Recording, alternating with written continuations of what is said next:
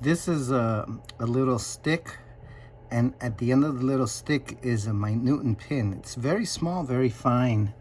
I think it's a 000 size minute pin. It's probably about 1/4 inch, but the tip is really fine. And so the idea here is to place a small amount of crazy glue on a surface and then gently touch the minute tip to the crazy glue and then bring it on the side, on the back side, either side of the flea, so that it glues onto it. And then of course I do the focus stacking in the box without carbon dioxide, and then the final image, the pin is going to show, but it's something that could be photoshopped out. So I'm not going to go through the process of showing you how to do this because I can't on this dissecting scope do videotaping and show you how I get it onto the pin. So here we have the minute pin and the dog flea side to side. So dog fleas are 1 to 2 millimeters in length, and it's kind of hard to manipulate them. So I use a really fine point brush, a very fine point painter's brush. And if you moisten the tip, then you're able to move the flea around without damaging it. But it also is easy to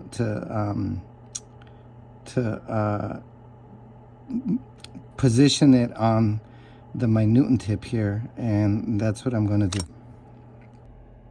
It's kind of hard to see, but the flea is actually on the minute pin. In retrospect, I probably should have pasted it from the other side. It would have been less work in Photoshop to get rid of the pin, but I think it's still possible. But I have very little space between the shaft of the pin and probably the middle legs, but we're going to attempt to run a stack now and see how it goes. I have the flea positioned on the pin exactly where I wanted. Now initially I was using a 10x objective on the bellows, but that wasn't going to work because I wasn't going to get the full legs. 4x is just better than 10x. 10x was too much. So this is the bellows. It's fully extended. And there's the 4x objective. And the flea is that little dot at the end of my finger. So I'm gonna then just try to get it a little bit.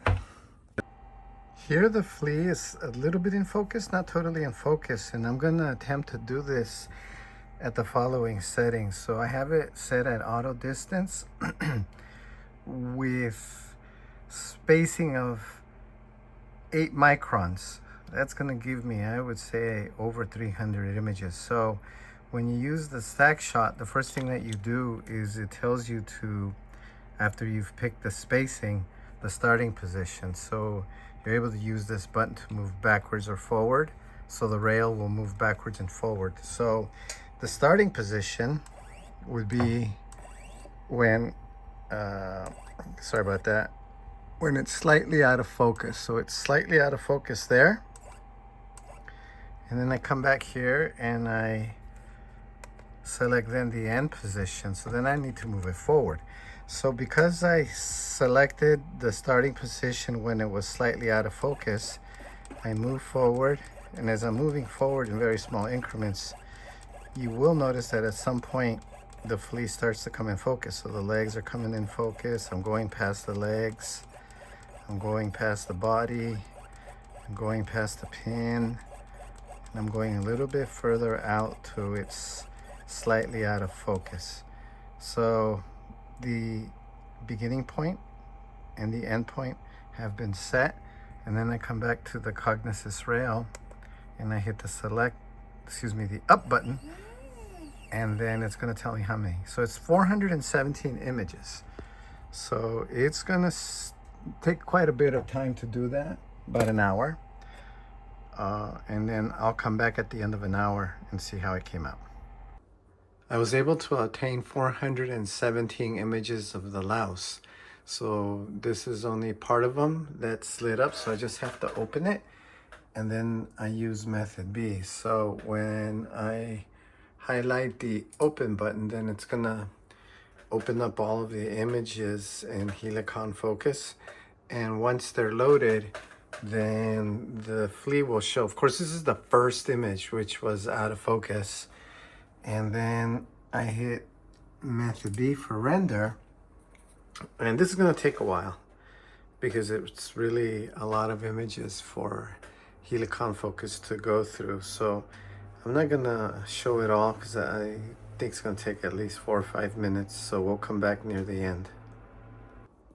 Because they were raw images and 417, it took quite a bit for it to render, but it wasn't a perfect render. It's got some flaws, so I'm gonna try to fix this just to show what it does and go back and reshoot it since it's already dead.